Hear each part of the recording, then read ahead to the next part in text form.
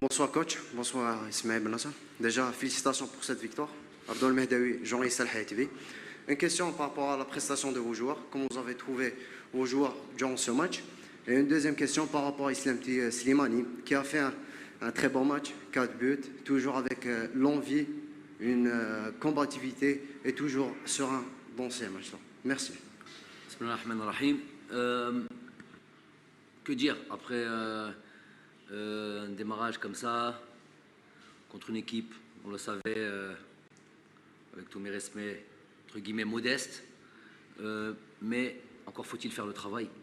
J'ai donné avant ce match-là, j'ai donné des résultats déjà d'équipes, que ce soit en Afrique ou que ce soit dans les qualifications Coupe du Monde, zone Europe, déjà des résultats de grosses équipes contre des équipes d'un autre niveau, et c'est des résultats qui font des fois qui sont limites. Pour parler par exemple, si on considère que le Gabon est meilleur que la Libye, 2-1 pour la Libye, une petite victoire du Mali contre le Rwanda, une victoire un petit peu à l'arrache, un petit peu du Sénégal contre je sais plus c'était qui le Sénégal, Togo, l'Égypte 1-0 contre l'Angola à domicile. Bon, bref, en Europe aussi on peut en parler, Portugal contre l'Irlande 2-1, l'exploit de Cristiano Ronaldo sur la fin. Bref, c'est les matchs, c'est le football mondial comme ça. Il faut faire attention, il faut faire le travail, il faut prendre au sérieux toutes les équipes. Les 3 points qui ont été disputés aujourd'hui seront les mêmes que ceux contre le Burkina Faso, avec certainement une équipe plus forte, avec une plus grosse adversité, mais c'est les mêmes 3 points. Donc il fallait faire le travail, les joueurs ont fait le boulot, donc ils ont été très attentifs, très concentrés. Pas de très grosse surprise sur ça, mais bon, on fait toujours attention. Ils ont répondu présent à tout ce qu'on a pu demander, tout ce qu'on a pu déjà préparer et travailler contre cette équipe. Pour ce qui est d'Islam, il est dans la continuité de tout ce qu'il a toujours fait en équipe nationale. Investissement, gros investissement, combativité, envie, voilà, toujours présent pour l'équipe nationale. Il répond présent quand on fait appel à lui, que ce soit pour démarrer un match, pour soit rentrer, ne pas rentrer. Il y a eu des matchs comme ça. Attitude exemplaire, je l'ai souvent cité. Si beaucoup de joueurs suivaient son attitude, je suis sûr qu'il ferait de meilleures carrières. Et je parle par exemple plus particulièrement de ces joueurs qui viennent du championnat local, du championnat national, et qui s'exportent. Voilà. C'est un bon exemple à suivre. Il mérite ce qui lui arrive, pourvu que ça dure, Inch'Allah. Abdelghani. السلام عليكم كوتش. إياد عبدالغني الإذاعة الجزائرية. هل أنت دائما تقول باللي لازم نحترم المنافس مهما كان كبير صغير؟ 8-0 بالنسبة لك يعني نقولوا اليوم احترمنا منتخب جيبوتي لأنه سير بابي معقول أنه الفريق الجزائري هو كان مرشح، واليوم شفنا في المقابلة أنه كان فيه فرق يعني كبير في الميدان بيننا وبين. هل بالنسبة لك 8-0 كان احترام المنتخب جيبوتي؟ وشفنا لاعبين كانوا في الاحتياط، هل نتوقعوا في الماتش الجاي نهار 7 إن شاء الله أنه فيه لاعبين راح يكونوا مقارنة يعني بالادفيرسير اللي هو بوركينا فاسو، اللي راح يكون بالتأكيد يعني منافس أقوى كثير من منتخب جيبوتي؟ Pour la deuxième question, ما نجمش نقول لك شنو باغي ندير المباراة الجاية مع البوركينا فاسو. هذه لازم تعرفوها. Déjà, j'ai plusieurs fois répondu sur ça, nos plans, nos planifications.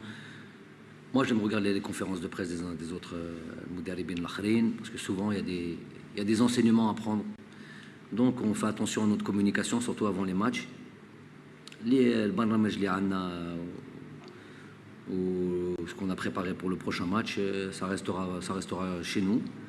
Inch'Allah, on en reparlera après le match du Burkina. Pour ce qui est voilà, la manière de respecter l'adversaire, l'entraîneur adverse est venu me voir et m'a dit Gali shukran ala al-ihtiram. Voilà, c'est la meilleure manière de respecter l'adversaire. c'est d'être très sérieux, de préparer le match comme il se doit, de faire attention à tout et de venir avec l'engagement qu'il faut. Voilà, tout simplement.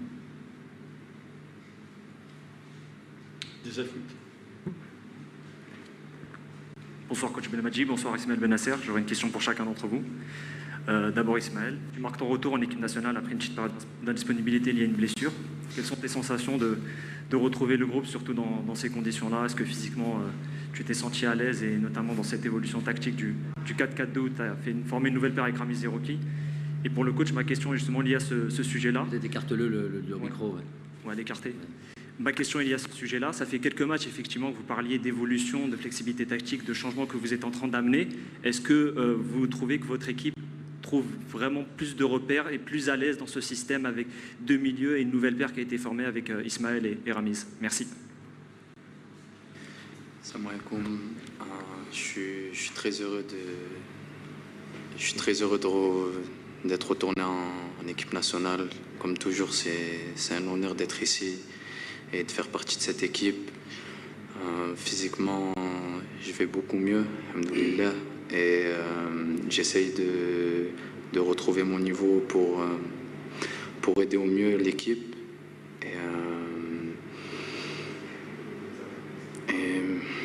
Et voilà, rien d'autre.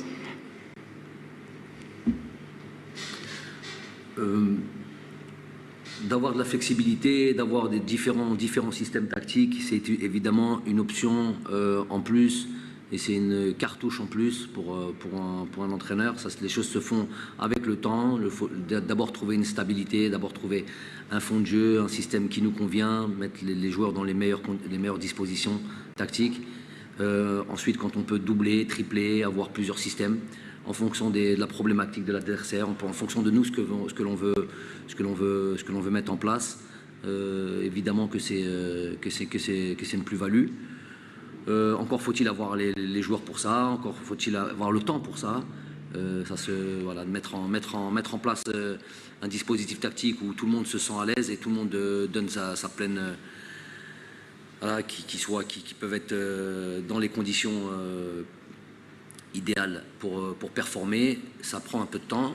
Alhamdoulilah, j'en suis à ma 3e année avec cette sélection. Les choses vont bon train. Les choses, on commence à devenir.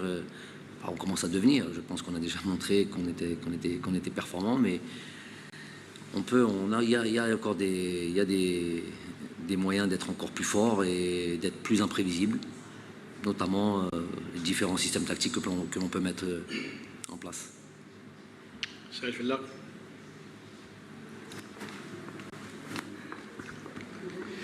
Bonsoir coach, bonsoir Smaïl. Coach, une nouvelle victoire et une large victoire, 8 buts à 0. Ça fait, cette victoire demeure la plus large de l'histoire de l'équipe nationale en match officiel. Donc un nouveau, on peut dire, exploit réalisé par votre équipe et par vous-même aussi. À la mi-temps, si on doit parler un petit peu, l'équipe nationale menée au score déjà largement, quel a été votre discours envers les joueurs? Est-ce qu'il fallait justement respecter encore plus cette équipe et marquer le plus, histoire de marquer l'histoire de cette sélection? Comment avez-vous, ou bien pouvez-vous encore motiver vos joueurs après, disons, une première mi-temps déjà bien maîtrisée? Et une question à Ismaël par rapport au match de mardi, ça sera sans doute un adversaire d'un autre calibre. Comment se présente pour vous en tant que joueur justement cette partie? On sait très bien que le Burkina Faso c'est pas le Djibouti, et voilà, aujourd'hui on a une belle victoire, et maintenant c'est à nous de tout faire pour récupérer et de s'entraîner au mieux pour préparer au mieux le match de mardi. Et écouter attentivement les consignes du coach et être prêt pour mardi.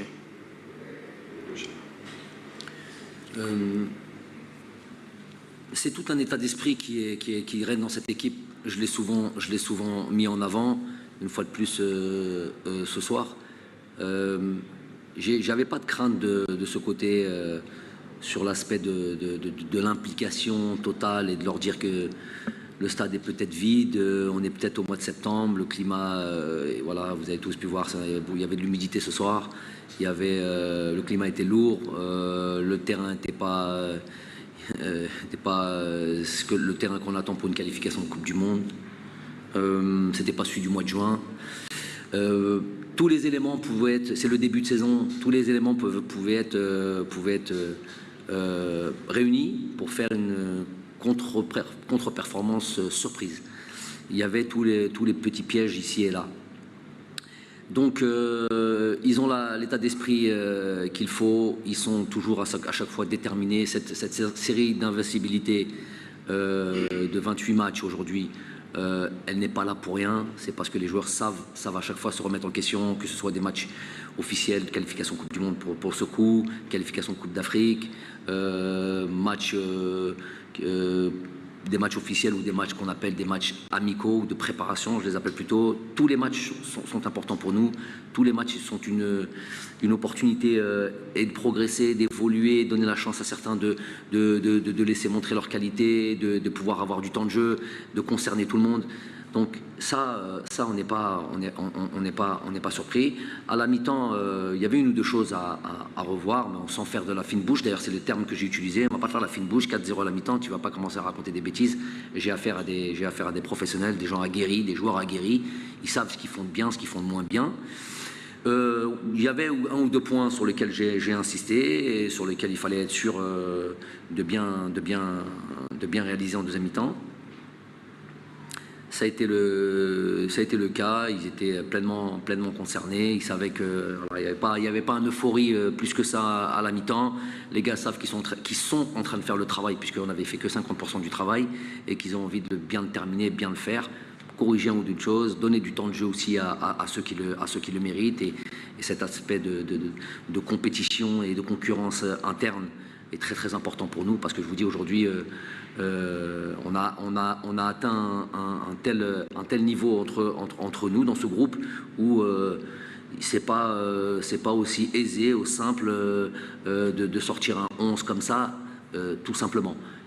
Même si ça a l'air des fois de ressembler, on n'est pas là pour faire changer au fur et à mesure. Oui, cette équipe-là, mets l'équipe B, j'ai pas d'équipe B chez moi, il n'y a pas de remplaçant chez moi, il n'y a que des joueurs concernés, je mets l'équipe pour gagner les matchs. Je sais que si j'en mets d'autres, je sais que je peux gagner aussi les matchs. Mais bon, il y a toute une planification aussi. Il y a ce match-là, en vue du match du Burkina, donc avec plein d'éléments que je prends en compte et sur lesquels, bon, je ne peux pas trop communiquer là-dessus. Mais voilà, les joueurs savent ce qu'ils font, savent pourquoi ils sont là, ils ont envie de performer, ils ont envie d'aller à la Coupe du Monde, tout simplement. Zinamer, après vous ramenez le micro ici. Bonsoir tout le monde. Alors, Zinamer, Radio Chaîne 3. Alors, une question pour vous, coach. C'est concernant, vous avez parlé de tout le groupe, vous avez fait une large revue d'effectifs en seconde période. Est-ce que c'est en vue du prochain match face au Burkina Faso qui, notamment, sera, on va dire, déterminant, vu que le Burkina Faso aujourd'hui a battu le Niger? Et puis, une autre question concernant quelques aspects lors du match. Et on a constaté des combinaisons sur balle arrêtée, notamment sur corner, où il y avait une certaine manière de les jouer. Est-ce que c'est également des options que vous êtes en train d'appliquer en vue des prochaines échéances? Et je terminerai avec Zerouki, qui aura été monstrueux ce soir. Est-ce que c'est le joueur auquel vous vous attendiez, surtout au milieu de terrain? Aujourd'hui, il s'affirme avec une belle prestation et un but à la clé. Merci. Je vais commencer par la dernière question. Ça n'a pas toujours été le cas pour Zerouki. Premier match, j'ai entendu beaucoup de choses sur lui. On a souvent cette tendance, je ne parle pas de vous, hein, je parle de l'ensemble de la presse, voilà, qui c'est des mots pas très sympas pour un joueur qui venait d'arriver. Bon, le plus important, c'est que nous, on a des convictions, on sait à qui on a affaire, on sait ce qu'on fait, on sait qu'on l'avait observé pendant longtemps. On ne prend pas les joueurs comme ça, la première ou deuxième performance, ou parce qu'il est algérien tout simplement et qu'il joue dans une équipe. C'est pas comme ça que ça se passe. L'équipe nationale, ça se respecte. Donc on sait un petit peu ce qu'on fait. Il va prendre de plus en plus d'assurance et voilà, au contact de ses partenaires, voilà, développer encore plus d'acuité, de relations, d'automatisme avec eux. Donc ça prend encore un petit peu de temps. Il en est, je sais pas, 4e match, 5e match, quelque chose comme ça. Il n'a pas dépassé les 5 matchs, je pense pas. Donc c'est déjà très bien. C'est quelqu'un d'intelligent, c'est quelqu'un qui a une belle culture tactique. Il a été formé à l'Ajax d'Amsterdam. Donc c'est déjà un avantage. On parle le même langage, il comprend. Quand je dis langage, c'est le langage footballistique. Hein. Le reste, c'est pas très important. Ensuite, donc ça c'était pour Zerouki. Vous avez d'autres questions? Revue d'effectifs pour le Burkina. Je peux vous répondre en disant que ce qui est sûr, c'est qu'il y a évidemment, on avait aujourd'hui la possibilité, on pouvait se permettre de jouer ce match-là et d'avoir quand même la tête un petit peu sur en tout cas les calculs et le plan qu'on va mettre en place contre le Burkina en même temps. Donc utiliser ce match-là peut-être pour l'autre match. Après rentrer dans les détails, je peux pas vous donner ces éléments-là. Mais certes qu'il y avait une relation, on jouait aujourd'hui et je pensais au prochain match. Avant le match, hein, j'avais déjà ça. Le football n'est pas une science exacte, comme j'ai expliqué aux joueurs, il n'est pas une science exacte, mais si on met tous les éléments qu'il faut, à un moment donné, il y a la force et on le savait aujourd'hui, la qualité des joueurs, la qualité de cette équipe-là était du côté de l'Algérie. Et si on faisait le nécessaire et si on mettait tous les éléments de notre côté, on était sûr du résultat. C'est pas de la prétention, c'est à un moment donné, je vous dis, le football n'est pas une science exacte, mais quand on fait tout ce qu'il faut, ça le devient. En tout cas, on se rapproche d'un truc. Donc aujourd'hui, voilà, tout a été fait dans ce sens-là. On a la tête maintenant au Burkina et on va se préparer pour ça. Il y avait une première question, je crois. Les combinaisons sur coup de pied arrêté, on a bien vu qu'ils mettaient la majorité, c'est assez facile à analyser. Sans manquer de respect à l'entraîneur de Djibouti. L'ensemble des joueurs étaient dans leur surface de réparation, donc il y avait largement la possibilité de faire des combinaisons et des corners ou des coups francs indirects, chose qu'on a fait. Ouais. Najim.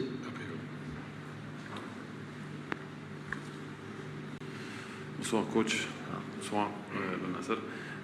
Coach, vous aviez 2 craintes avant et la seconde par rapport à l'arbitrage. Comment vous avez trouvé l'un et l'autre ce soir?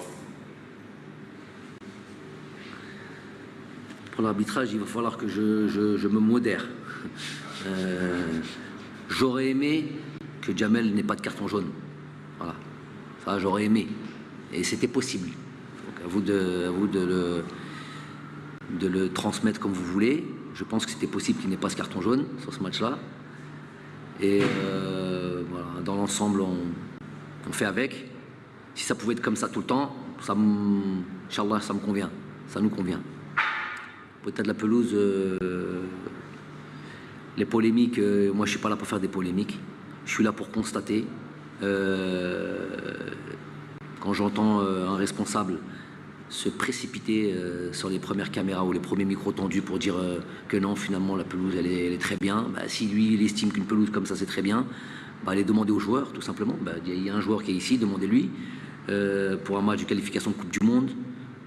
Quand au mois de juin on a une pelouse, je l'ai dit quand le travail était fait, ils n'ont pas compris qu'il y avait une constance en fait. Ceux qui, si vous voulez relancer la polémique, c'est ça le truc. Moi je suis pas là pour ça, mais je suis là pour expliquer. Il y a une constance dans le truc, j'ai pas à leur expliquer leur travail, mais il y a une constance dans le truc. C'est de bien faire pour que la pelouse soit bien au mois de juin, c'est pas suffisant. C'est bien faire pour que la pelouse soit bien tout le temps des qualifications de Coupe du Monde, surtout quand il n'y a pas de matchs qui sont joués là-dessus, entre trucs. Ça fait plus d'1 an qu'il n'y a pas de matchs qui sont qualifiés. Donc on a tout le temps de bien travailler, qu'il fasse chaud, qu'il fasse truc, aller voir des spécialistes. Vous allez tout trouver sur YouTube ou sur Google, vous trouvez tout aujourd'hui. Tout le monde peut être expert de tout, juste sur Google. Donc vous allez voir que même s'il y a des ententes, même s'il fait chaud, même s'il y a tout ce que tu veux, si tu l'entretiens quotidiennement, tu as la pelouse qu'il faut. Peut-être pas parfaite, peut-être pas la même que celle du mois de juin, parce qu'elle était vraiment très très belle, très très bien celle du mois de juin, mais tu as une pelouse autre que ça. Donc tout le monde prend ses responsabilités au lieu d'aller faire des polémiques pour aller trouver des fausses excuses, enfoncer des portes ouvertes. Et quand les choses sont d'une évidence implacable, donc il n'y a pas besoin d'en parler. je ne suis pas là pour les polémiques, qui se mettent au travail, qui fassent en sorte que l'équipe nationale, quand elle joue à domicile, elle joue dans une pelouse de qualité. Tout simplement. Aussi simple que ça, il y a combien? 3 matchs, Inch'Allah 4 avec le match de barrage, 4 matchs en 5 mois ou en 6 mois. C'est pas la mer à boire quand même. السلام عليكم كريم شعير من قناة الشروق نيوز. كوتش كيفاش تقيم أداء بغداد بونجاح في مباراة اليوم؟ Très bon match. شفناش قدام الوجه المعتاد في المباريات السابقة. لعب مليح.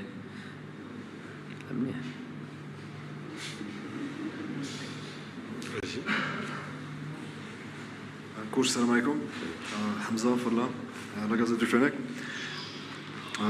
Est-ce que, par rapport à votre adversaire Lyon, est-ce que vous ne trouvez pas que l'adversaire, le fait qu'il se retrouve à 10, à Lyon, est-ce que ça n'a pas un peu perturbé votre travail, Lyon? Parce qu'on a vu un peu leur bloc à 5 un peu avancé, et l'équipe un peu qui pressait, qui gênait un peu peut-être la relance. Est-ce que ça ne vous dérange pas le fait qu'ils ont été à 10 un peu tôt? Vous connaissez ce principe de quand on perd un joueur, l'équipe adverse est plus difficile à jouer? Aujourd'hui, moi j'aurais préféré pas s'il mérite d'être à 10, il y a des décisions qui sont claires, aujourd'hui elle était claire la décision. Mais à la limite, moi j'aurais préféré qu'ils viennent nous presser, okay, et puis laisser des espaces derrière, ça aurait peut-être été encore plus... le score aurait peut-être été plus lourd. Ça veut pas dire que c'est pas parce qu'ils étaient à 10 que ça nous a facilité les choses. Des fois, c'est le contraire. C'est souvent le contraire, des fois, d'ailleurs. Parce que bon, on avait déjà analysé, et puis entre ce que tu veux faire et ce que tu peux faire, il y a une grande différence. Venir presser haut et tout ça aujourd'hui, c'est risqué. Même les grandes équipes qui ont cette philosophie de jeu, ou même c'est comme carrément une institution de venir presser haut et tout, il y en a très peu qui continuent à faire ça. Alors quand tu maîtrises pas cet aspect-là et quand tu n'as pas les qualités pour, ou que tu n'as pas les joueurs pour, il faut faire attention. Donc à la limite, moi les 5-10 premières minutes de jeu, oublier qu'au bout de 4 minutes il y avait déjà 1-0, venir nous presser, bah, écoutez, ça aurait peut-être plus arrangé. Donc voilà. Bon, après on ne pourra jamais savoir en finissant à 11 ou finissant à dire, on n'aurait jamais pu savoir quel aurait été le résultat. En tous les cas, ça ne nous posait pas de problème. Parce que il y avait déjà une idée, s'ils restaient derrière, s'ils venaient nous chercher, là où on allait les attaquer, là où on allait sortir le ballon, il y avait toute une préparation par rapport à ça. Bonsoir Jamal, bonsoir Ismaël. Chafir Saïh, Badil TV. Coach, vous avez maintenant 3 ans à la tête des Verts. Vous avez confronté plusieurs équipes africaines de différents niveaux, certainement. Coach, ma question est, quelle idée vous faites maintenant sur le football africain? Est-ce qu'on peut parler d'une philosophie propre du football africain?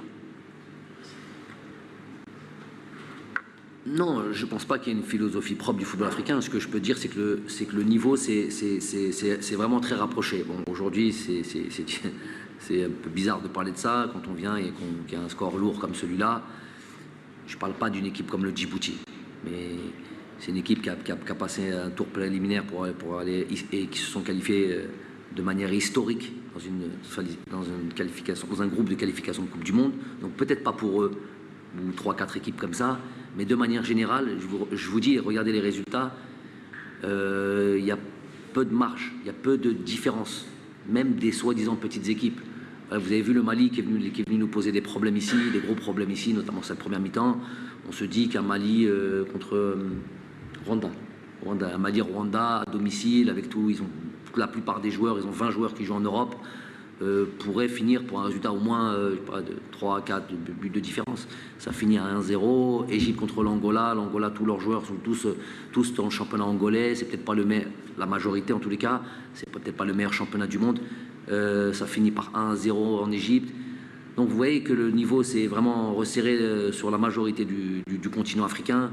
Et ça c'est pas évident.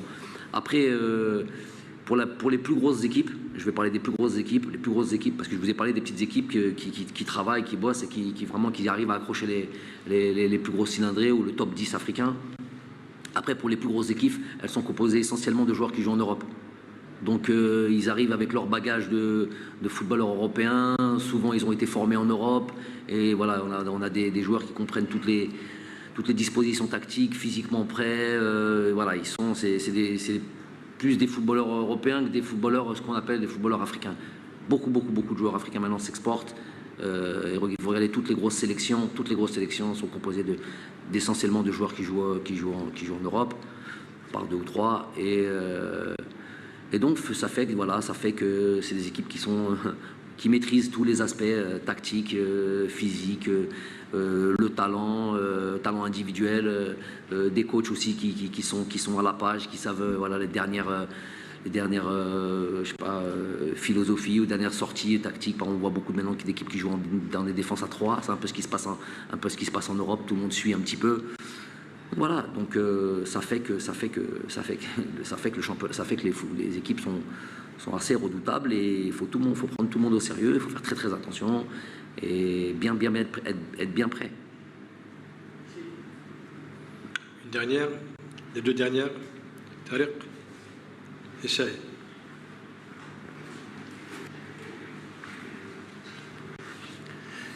Bonsoir tout le monde. Question pour Ismaël. Quelle est votre ambition cette année après un arrêt à cause de la blessure et vous vous retrouvez maintenant les terrains? Quelle est votre ambition durant toute cette saison, soit avec l'équipe nationale ou avec votre équipe? Une question pour le coach, c'est par rapport au geste de Riyad Mahrez, qu'on connaît qu'il est le premier tireur, je pense, des pénaltys. Il a laissé le Slimani et puis Bounjah. Un mot sur ce geste de capitaine Riyad Mahrez. Hagro.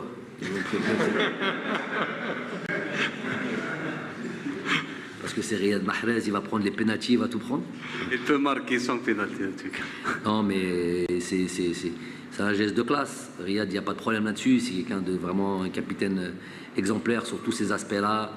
Il est là, il est très facile, c'est très facile à convaincre. C'est lui qui est désigné pour tirer le pénalty, mais il sait que voilà, Islam il comprend aussi le feeling des attaquants, des buteurs. Ils ont besoin de se mettre en confiance, ils ont besoin de trucs. Aujourd'hui, il y avait peut-être 2 raisons, mais ça peut être une autre raison, il n'y a pas de souci pour lui, il est capable de donner ça. Islam, voilà, il est dans cette quête et dans cette poursuite du record de buts en équipe nationale.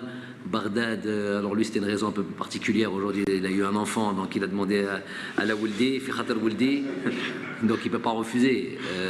Vous comprendrez ça. Mais c'est un geste, ouais, vous avez dit un geste de classe. Il n'y a pas de souci là-dessus. On n'a pas de. Alhamdoulilah, on a atteint un telle relation entre Binetom, relation Ta'ar vraiment, et ils sont tous là pour s'aider les uns les autres. Il n'y a pas de problème là-dessus.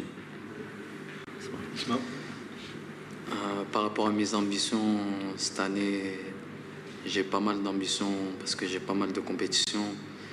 Et ça va être de jouer, d'être régulier le plus souvent possible et de progresser un maximum, que ce soit en club ou en équipe nationale.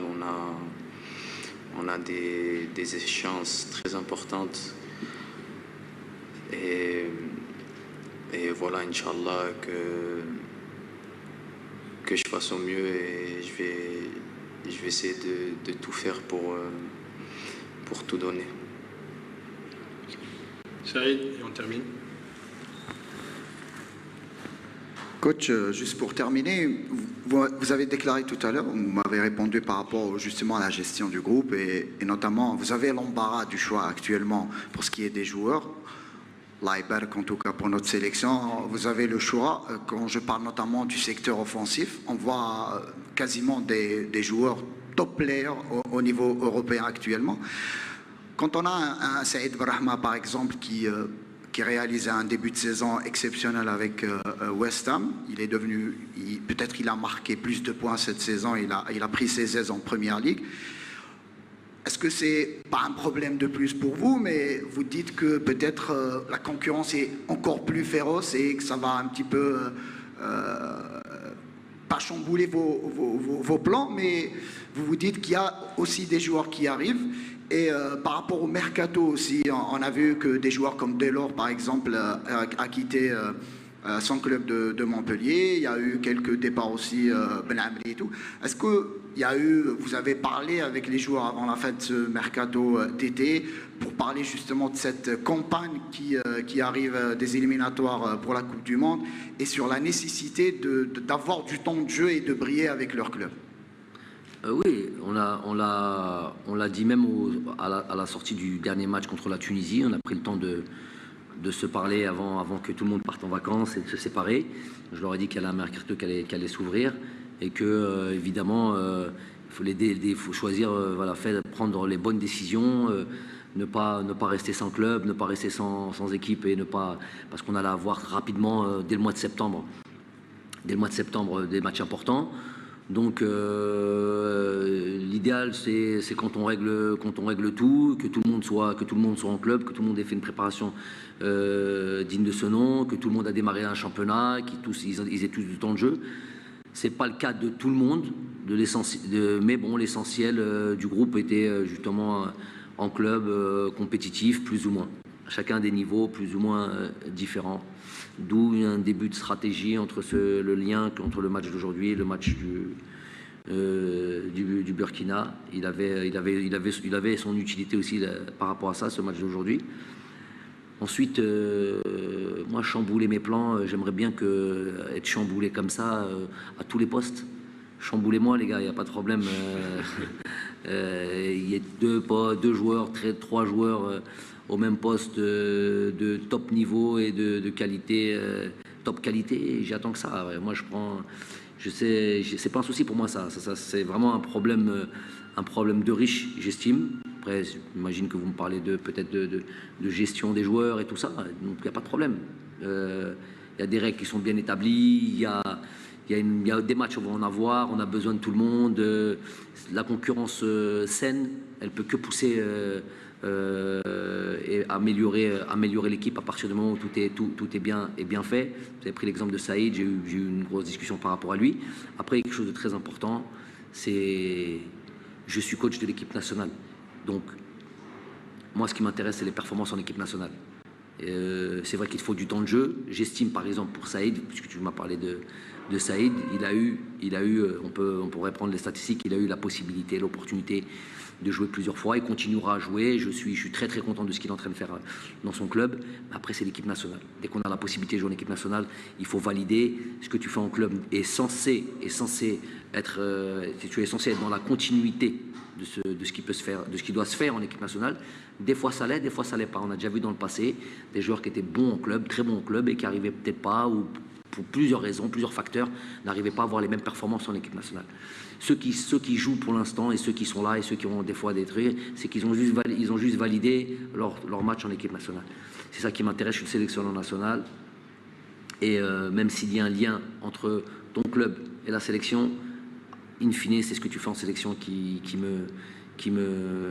m'intéresse. Et je sais que Saïd, de toute manière, c'est un joueur qui est pétri de qualité, aura encore du temps de jeu, aura la possibilité de se montrer. Et il attend ce petit déclic, ce petit truc pour pouvoir démontrer toutes ses qualités. On sait qu'il en a de grosses.